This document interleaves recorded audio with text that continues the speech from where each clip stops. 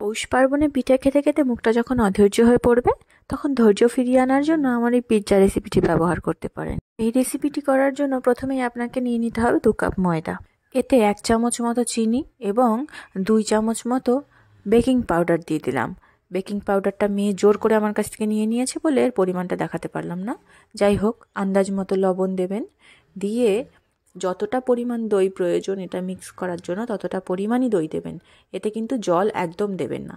এবার কিছুটা তেল ঢেলে নিয়ে তেলের উপর ময়দাটাকে ভালো করে মিক্স করুন। আর যার উপর সবচেয়ে বেশি রাগ আছে তার কথা মনে করে আপনি এটাকে আচ্ছা মতো করে তেল মালিশ করুন।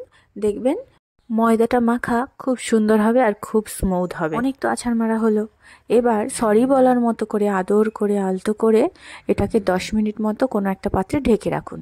10 মিনিট পর একটা বাটার পেপার নিয়ে তার উপর হাত দিয়ে এইভাবে রুটির শেপ দিলাম। দেওয়ার পর কাঁটা চামচ দিয়ে এভাবে ছিদ্র করে দিলাম, যাতে আমি যখন সসটা দেব তখন ছিদ্রের মধ্যে দিয়ে সসগুলো ঢুকে যেতে পারে।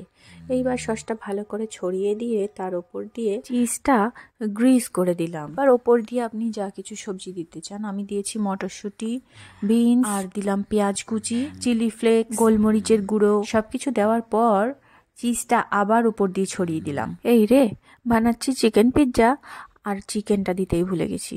যাই হোক, শেষে উপর দিয়ে দিলাম। এটা চিজের ভেতরে দিলে একটু ভালো হতো। ডেকোরেশন তো কমপ্লিট, এবার ওর ঘরে ফেরার পালা। তাই ওকে নিয়ে সপরিবারে বিদায় জানাতে চলে গেলাম মাইক্রোওভেনের সামনে। চুল্লিতে প্রবেশ করিয়ে মাইক্রোওভেনের সুইচটা দিয়ে দিলাম অনেক কষ্টে। 500 ওয়াট আর 20 মিনিট, ব্যাস ওর জীবন শেষ। পিৎজাটা খেতে খুব একটা খারাপ হয়নি, তবে ঝাল দিতে দিতে শেষ পর্যন্ত এতটাই ঝাল দিয়ে দিয়েছিলাম যে মেয়ের মুখস্থ করা কবিতা থেকে 2 লাইন আমাকে শুনিয়ে গেল কাঁদতে কাঁদতে। আমি নাকি রাঁধতে শিখিনি। ঈশ্বর, আল্লাহ, গড, কে কোথায় আছো?